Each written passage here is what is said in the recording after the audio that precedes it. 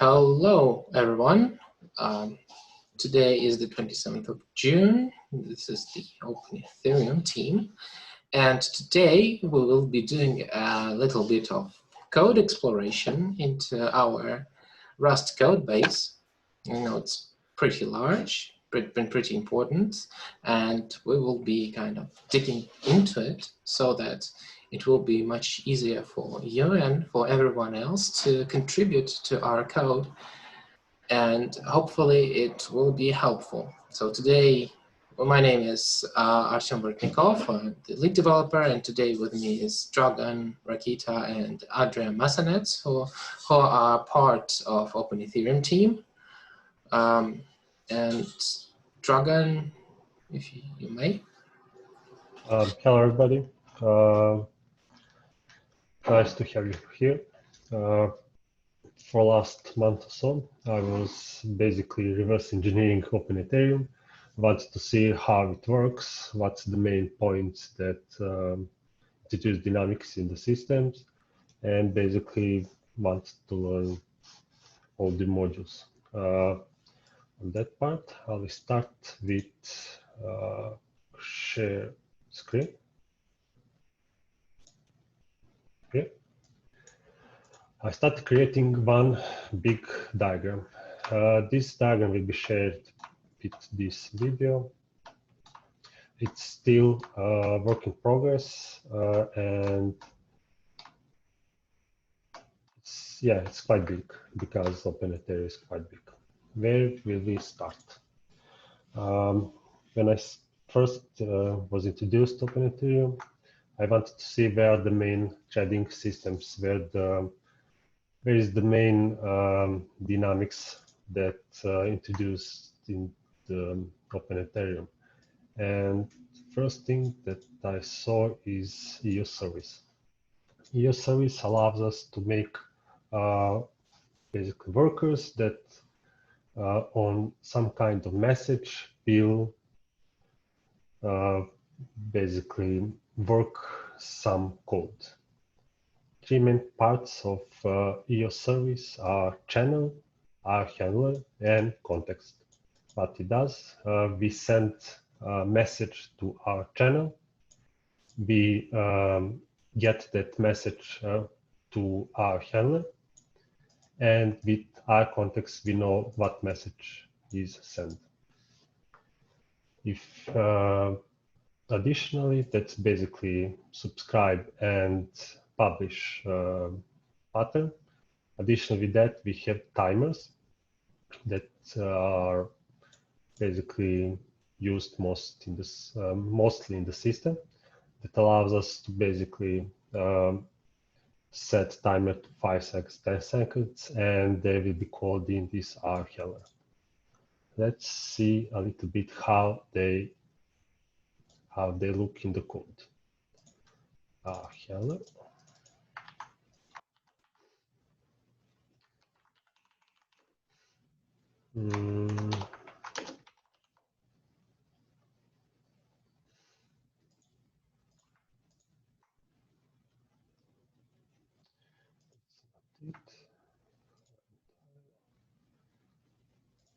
It is.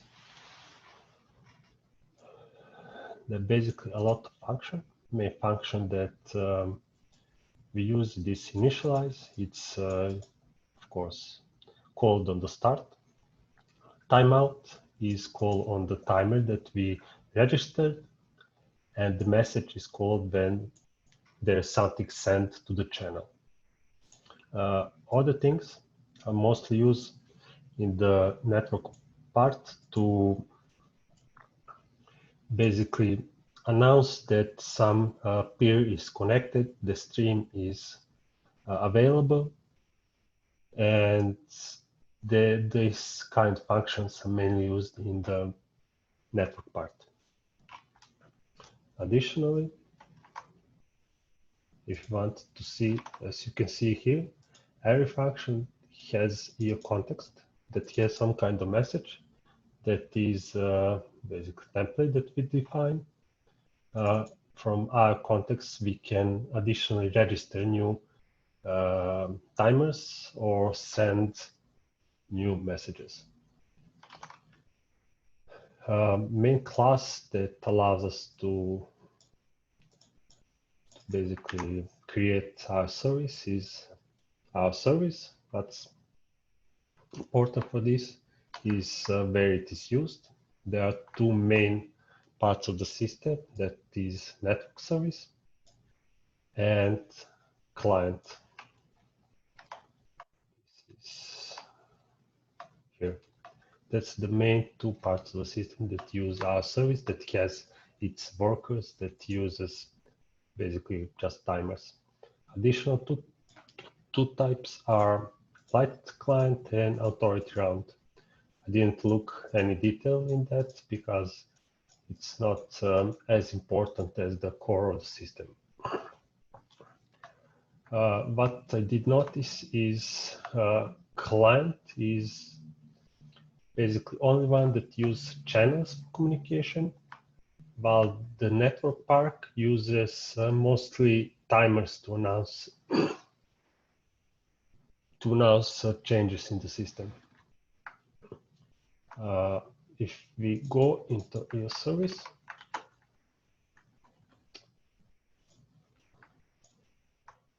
let's see a context, IoService.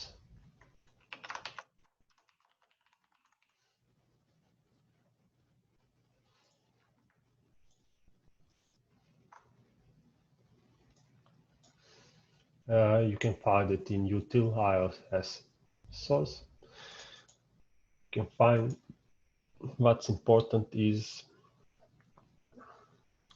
we have three things. First is thread. That's basically take care of our manager. Host channels are main receivers of the messages, and handlers are basically our handlers that are registered to our IoService. When the our service is started, created, initialized, we are creating channel, we are creating one thread, and inside of that thread is our manager. Inside the file manager, he basically contains four types of workers. So types is four workers that basically do all the works. When the message from the channel is received, that message is transmitted to one of the workers, and one worker basically calls all the handlers that are registered. If you go to the workers,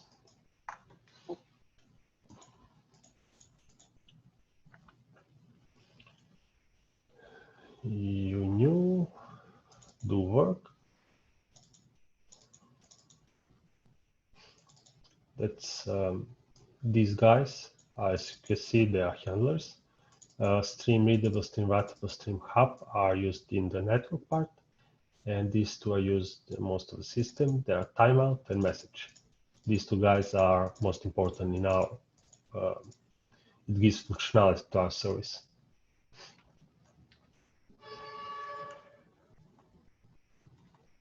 Yep.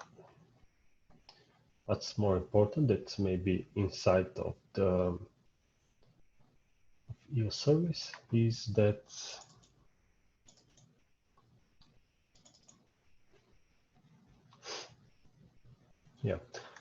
every message that is sent to the worker, every message that is received to our channel is sent to our manager with our message. Here, that is message.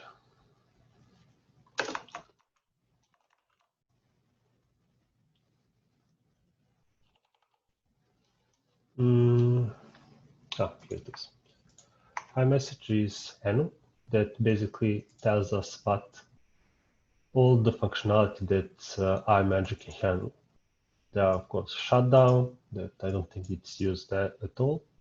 Add handler, remove handler, add timer, remove timer, register stream, deregister stream, update stream registration, and custom user message.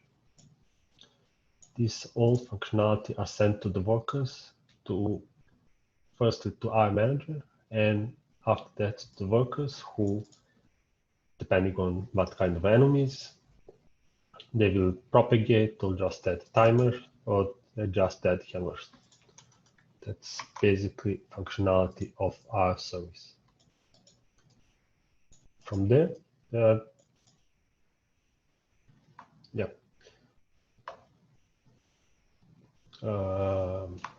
yes, from there, I will go to the right side mostly to see where the handlers are registered and what do handlers in the codes are doing mostly. There are basically two types of our service and two types of the handlers. One handler is registered in host. Host is basically tightly connected to the network peer connection and dev2p2. Let's see here.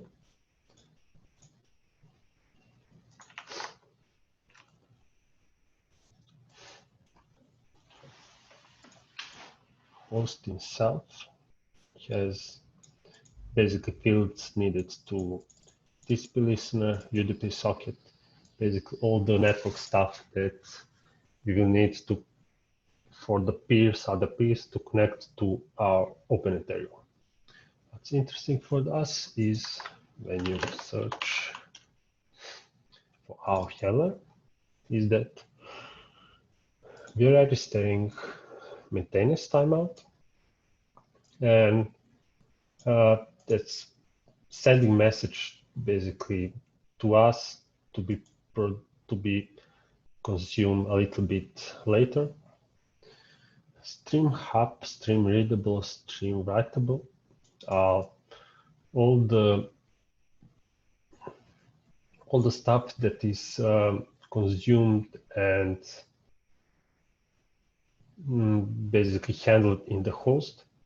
They're the main TCP and UDP and all connection that is all low level, let's say, connections to the other peers. What's important to us is timeout. As you can see, there are multiple registered timeouts depending on the state. They're idle, first session, last sessions, depending on the peer, discovery refresh, past discovery refresh, discovery round, not table. To be honest, I didn't go into them. Artem is the one that is most familiar with the network stuff, and they're mostly self-sustained. And yeah, what I found interesting is when it is not this type of the timers, we come here. There are basically two levels. That's how the network is made. We have first level of the handlers that are registered to the our service, and there are second level of the handlers that are registered to the host. Those type of the second level are used,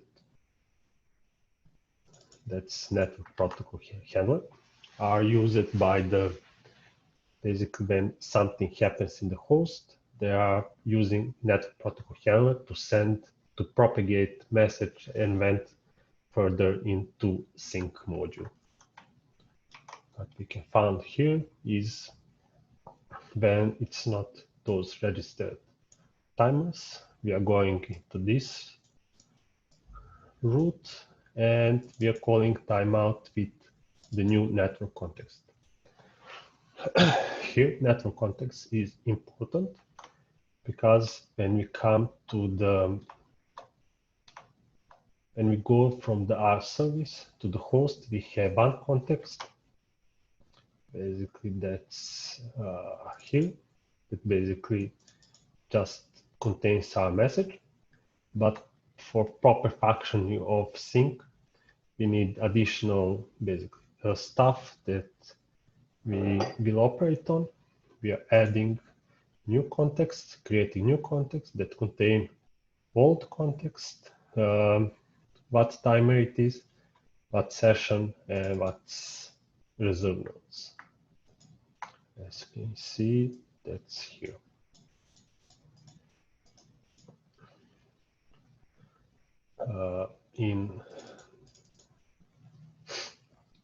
That's content that we are sending further. This timeout, we can see our second level handlers, network protocol handlers, that have initialize, read. Every message that is received from the other peer calls this. Connect, disconnected when peer is connected or peer is disconnected. And timeout. Timeout is our registered timers that we use with the sync. What's important when we go further, where it is used,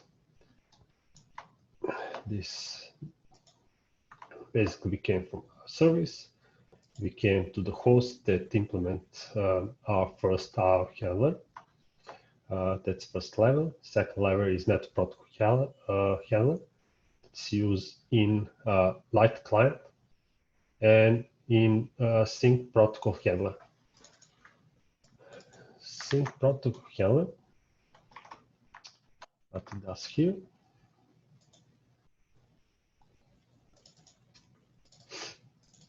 Now we have two, it contains two objects from the miner and basically chain and snapshot service. This is connections. This is connection to the other modules of the system.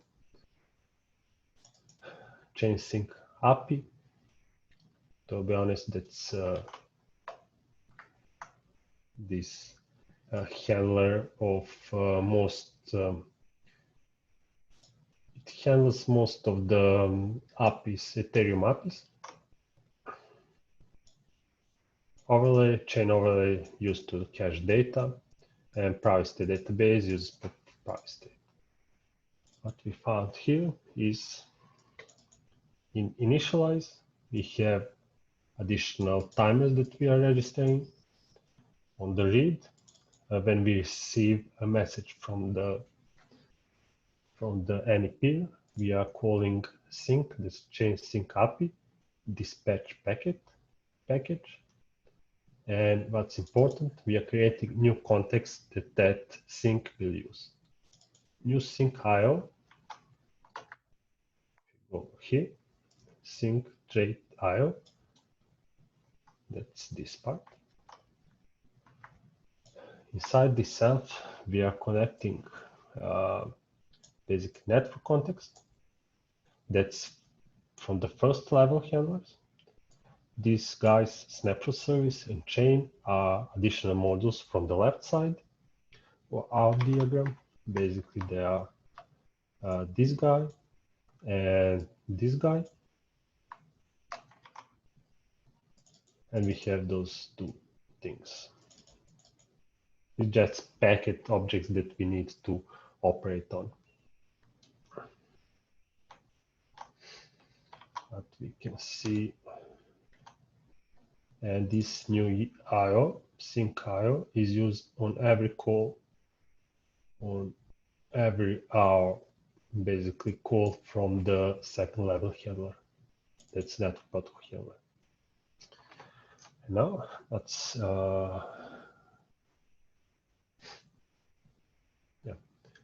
read is quite important, because here basically what it does, it calls sync supplier. Let's talk about, we are now basically coming to this part. This part has some static classes that divide functionality, so it could be grouped together. There are sync propagator. It basically propagates data to the peers. sync requested. When you want to send message to the network, sync handler. Here we are handling all the data that we receive from the peer. Sync supplier. Some requests of that we receive are answered directly here.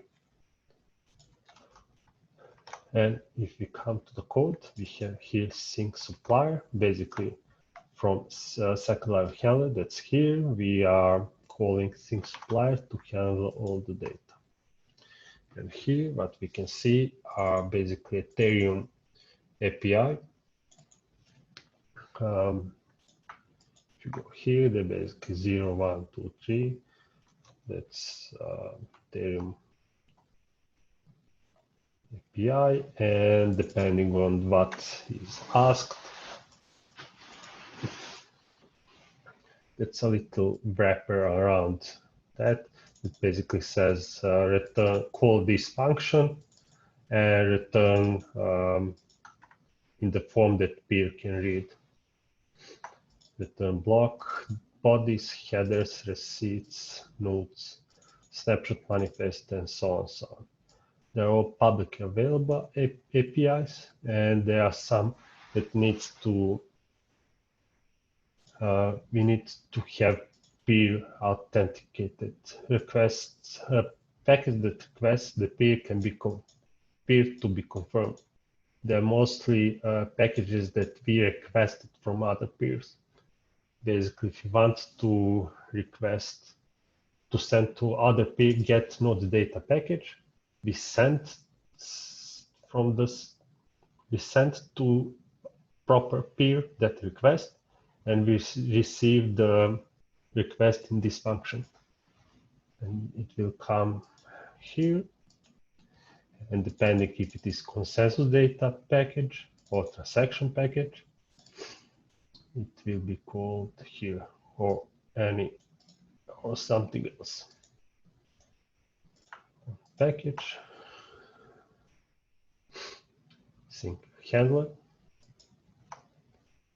Here is what I saw, second list of all the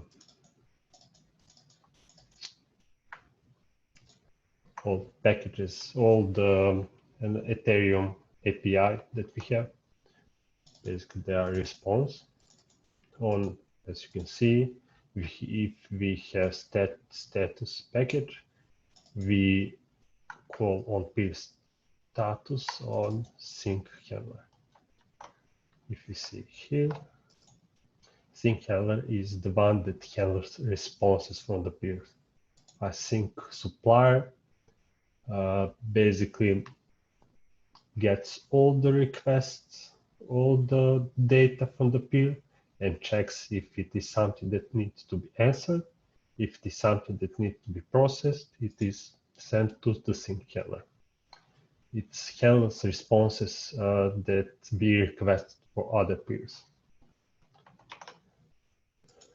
And depending on what we requested, some logic is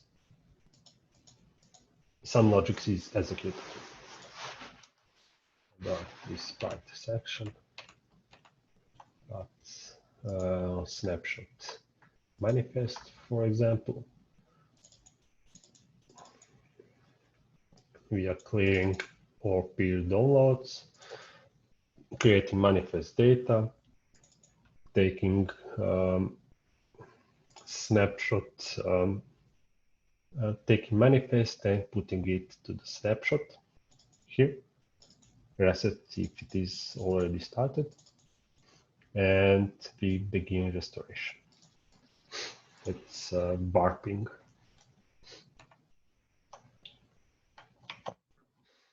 Additionally, we have this 1, 2, 3, 4, 5 timers that are periodically called.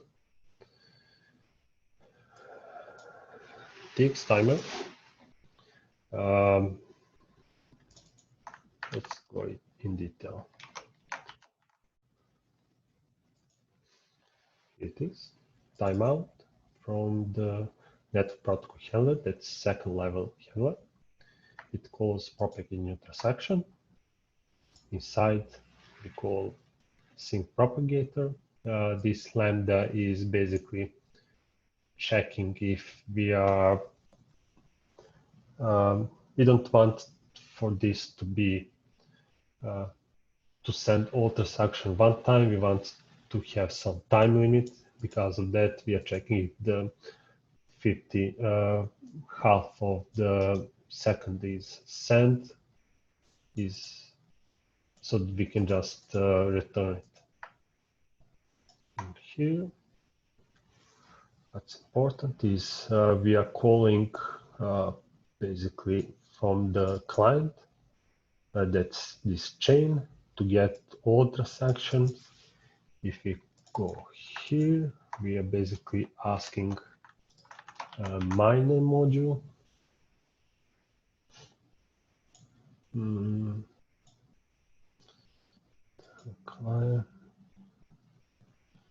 Yeah, what we are doing is asking miner to get all the ready transactions. To get all ready transactions, we go over all the peers, and here we send packet send transaction to all available peers. That's first timer, basically taking all the ready transaction and distributing them to all the peers. Second timer,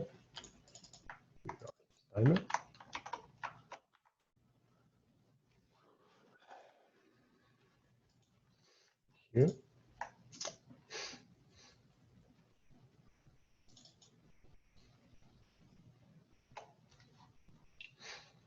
Again, we have this deadline.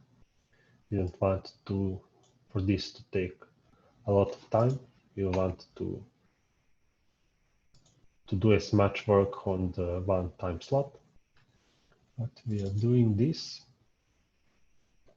The different mechanism. Basically, we have one queue. Priority task received. That is what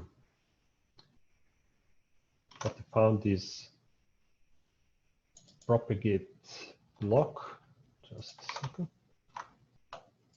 Propagate pending transaction. Propagate. Yeah, this.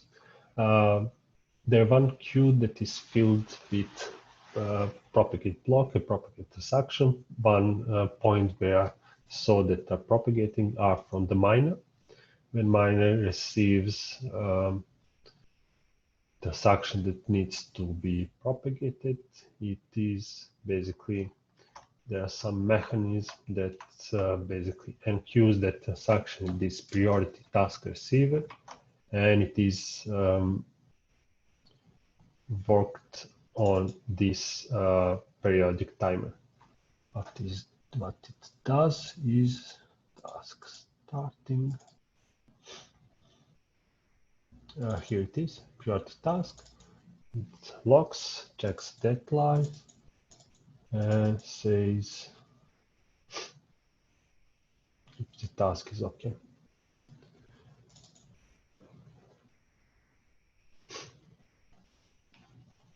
Yeah, iterates over the task from the priority task. There are multiple producers, single consumer. That's the second timer.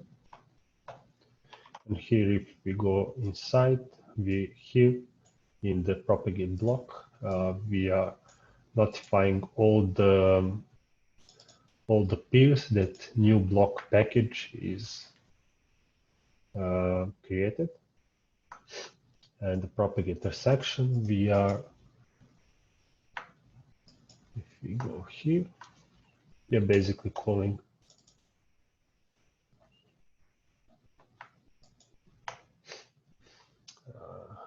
where it is. Select peer for transaction. propagate new transaction to all peers. Yeah, we are propagating this transaction to all peers. Either way, we are sending something to the peer. If it is new block or if it is new transaction. TX timer, priority timer, peers timer.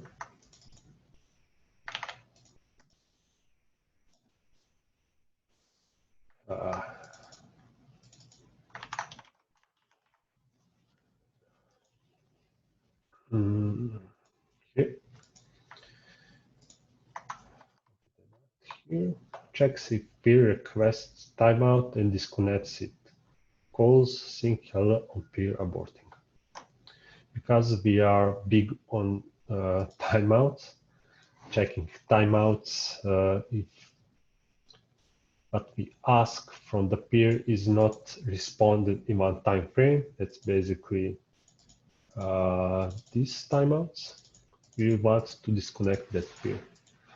How it works, we have list of peers and we request something or we send something to one peer. We usually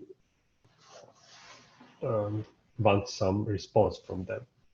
And if timeout is, if the peer doesn't respond, we can assume that that peer is dead and we can just disconnect. What it does, it iterates on all peers, checks if timeout is called. If it is called, push this peer ID in this aborting vector, then iterate over all aborting and call on peer aborting, basically abort connection. And here we check for the handshake timeouts. That's, yeah, simple. This is this timeout, maintain sync timer. It does a lot.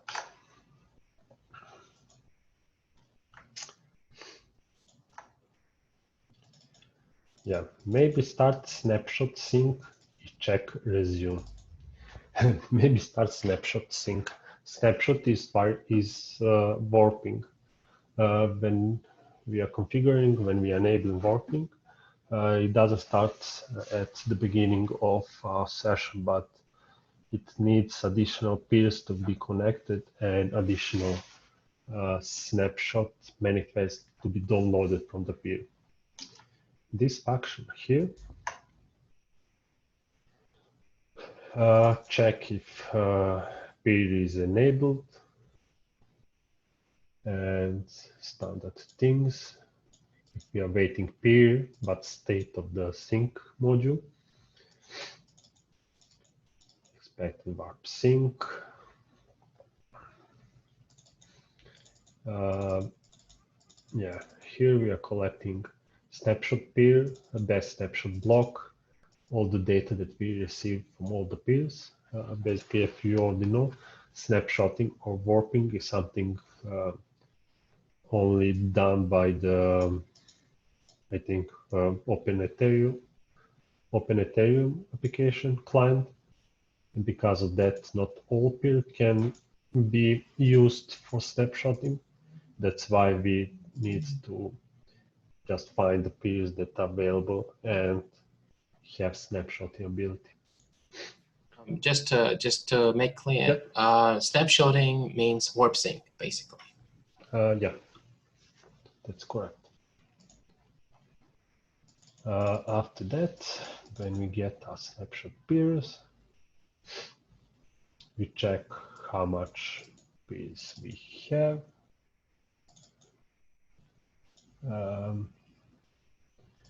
And here, we're checking how much if we have minimal number of peers. We'll start snapshotting. If it's timeouts, I'm not sure. I wait long enough, 10 seconds, a single peer will have to be enough, the snapshot sync to start. Yeah, basically force the snapshot. And here we are starting snapshot synchronization. Not start snapshot, what it does. Yeah, the structure in this here. Just make it quickly. One important structure in chain sync API is snapshot. It has when the manifest from the network is received, it's stored here, and it's stored in the main snapshot module. What's important about this class struct is that all the chunks that we need to receive from the network, from the other peers, list of all the chunks are stored here. And when one peer wants to, and when we want to task one peer to get a specific snapshot, we are asking snapshot module to give us ID. Basically, that's it. It holds information about current and pending snapshot chunks that we need to download, and all those that are downloaded and all those that are in the progress of downloading.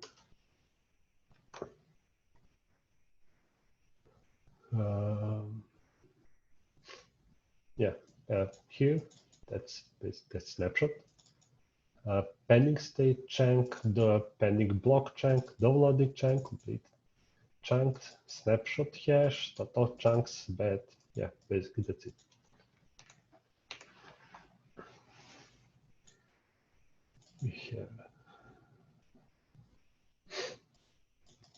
Also, you can always find the high-level documentation of how warp sync works in general on the OpenEthereum wiki. You can find the link on our GitHub. Yeah, that's correct. And what's here important is that we are setting state that's snapshotting. This state snapshot manifest is that initial information that we get from the network, where all the where we get what we need to download, all the hashes, and here we are starting to download it. That's basically what that timer is for. Let's go back here. Let's maintain sync. Maintain sync timer. It may be starting snapshot, and check resume.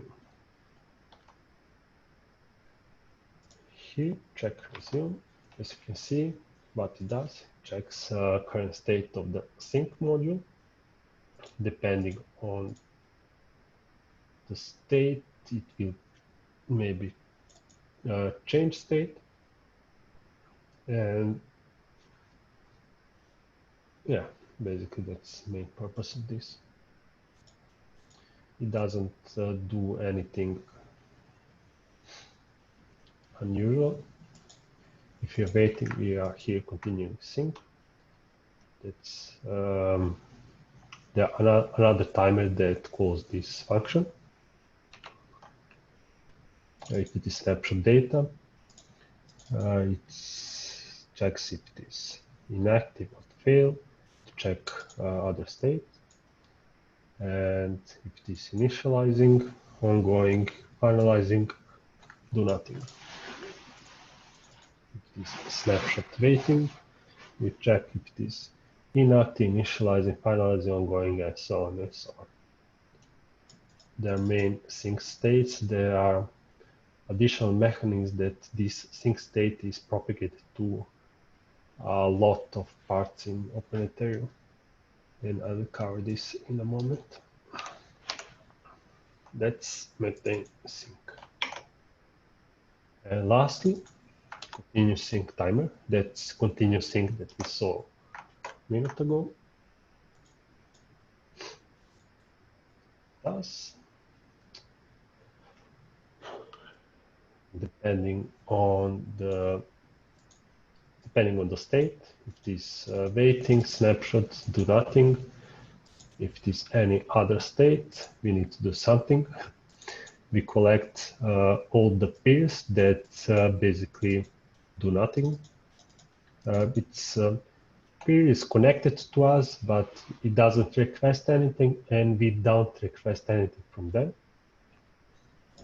What we do here is this something to introduce randomness, to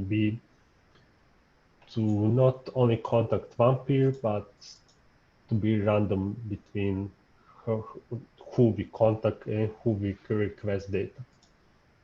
Here we are sorting it by the versions, because if it is bigger version, if we have data that we need, then we are doing on all peers, we are doing sync peer. From my investigation, sync peer is not called, it's called on many places, and basically represents some kind of state machine that, depending on the current state of the peer state, it will request something from the peer. Here, what we do, that's one peer.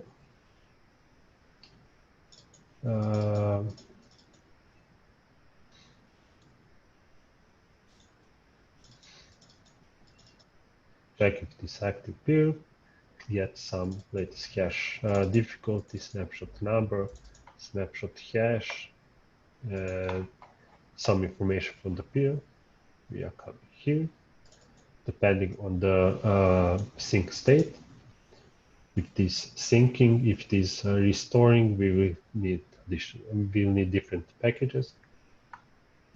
If it is in sync state, if it's idle blocks and new blocks, we will need we check if our queue is full, check some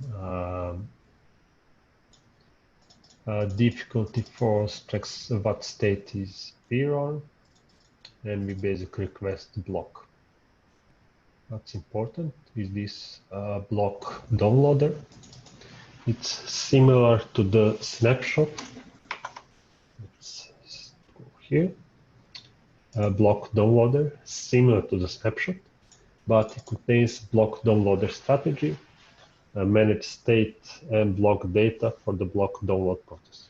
Basically, like a snapshot, it contains list of the blocks that we need to download, that we are already downloading, and all those things. And we here request additional block that we want to download.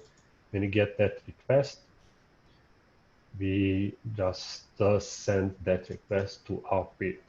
Basically, that's this sync peer is main point for synchronization between the request that we need to make and peer state that is currently on the peer. If we go here, that's basically that comment. Which set of blocks to download, current download state. If you go here, that's idle chain head blocks complete. Highest block, block collection, downloaded blocks, hold states, heads, all downloaded blocks, all downloaded parents, used to map body to, basically a lot of hashes. Last important, imported, last round, our parents, downloaded seed, target hash, and so on. Basically it contains manage what blocks are we downloading. Node. If we are in the idle block new block state of the sync, we want to download new block.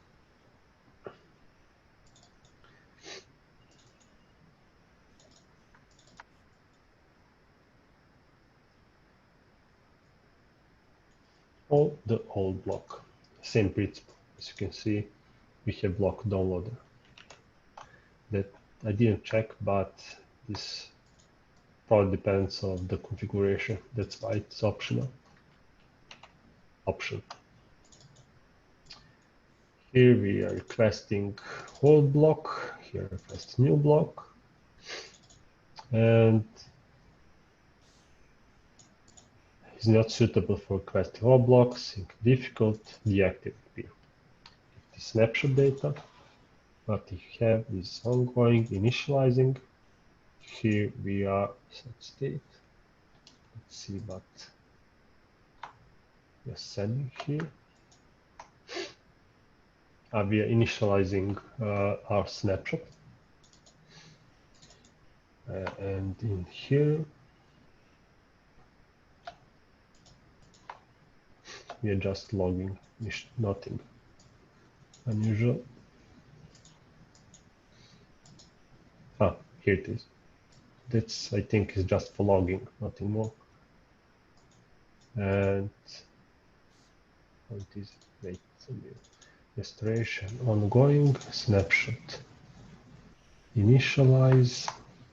Yeah, this for initializing the snapshot with lock chunks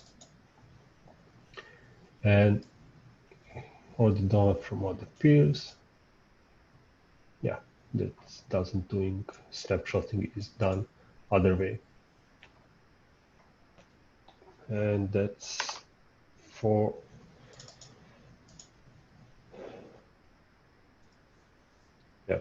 that's for the continuous sync. Though these are the 1, 2, 3, 4, 5 main timers that basically make sync tick. Additionally, there are two more, let's say, connection to outside of the main sync module to other modules in the OpenEthereum. One is this sync notification. Sync notification is basically observer that is activated on the sync state change. What it does.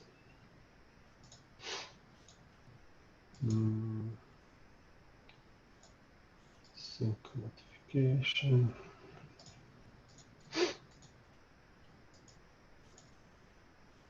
Oh, that's not it.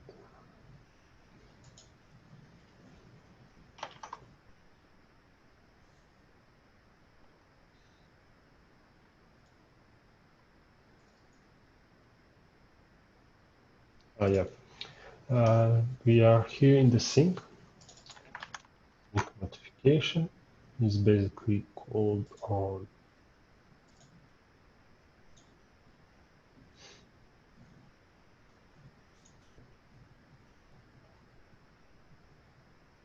sync provider of sync notification. Yeah. It's basically one kind of what produces a single consumer that is the push notification to one basically thread that's timer.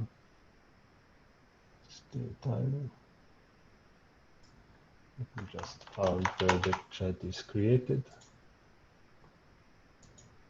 Executed. Here it is. This part. This part is basically here. This module in the at the hook sync source. And what it does is moves the client. It uses sync status as the input.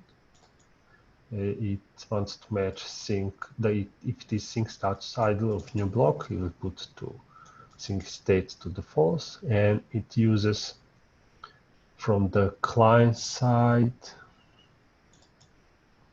Yeah, from the client side, it checks if the queues if they are unverified queue size, and if this queue size is not bigger than 3, basically wants to tell us if there are major syncing happening or if we are just unloaded, basically.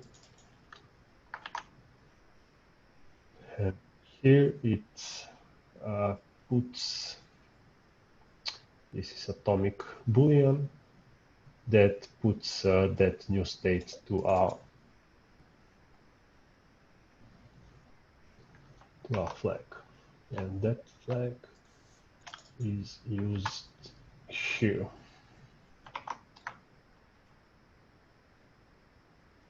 To be honest, I didn't. It's used all over the. It's used here to check if it's major syncing. It's used here for the snapshot to see if it is major syncing, and it is used in RPC API if it is to see if it's major syncing or not.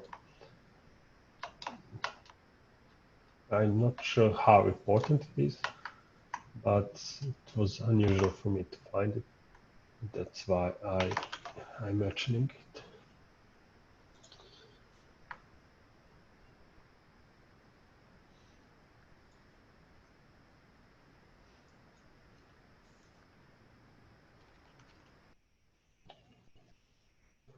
Are we okay? Yep. Now, as you can see, this sync provider is trait basically that's implemented in the EthSync. Sync provider, what it does.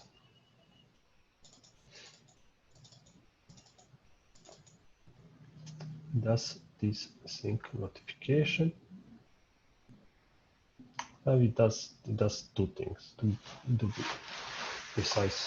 One is to this channel to notify that state is changed, and additionally it uses basically implements this trait to get to pull the data if needed. The handlers, if we see the handlers, they are sync protocol handlers. What it does have is,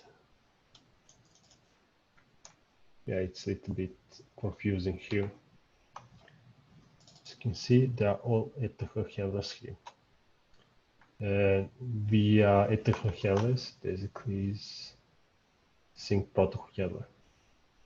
It comes from here to sync provider trait. It calls sync protocol handler.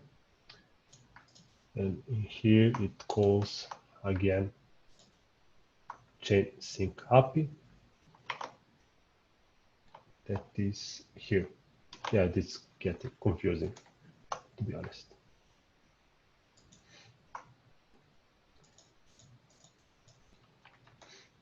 Yeah. Just a minute to see if you can get not test, not light, sync modules, informant.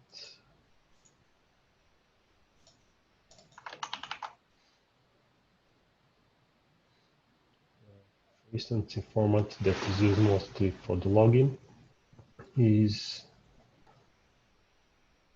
using this is major importing for the syncing for.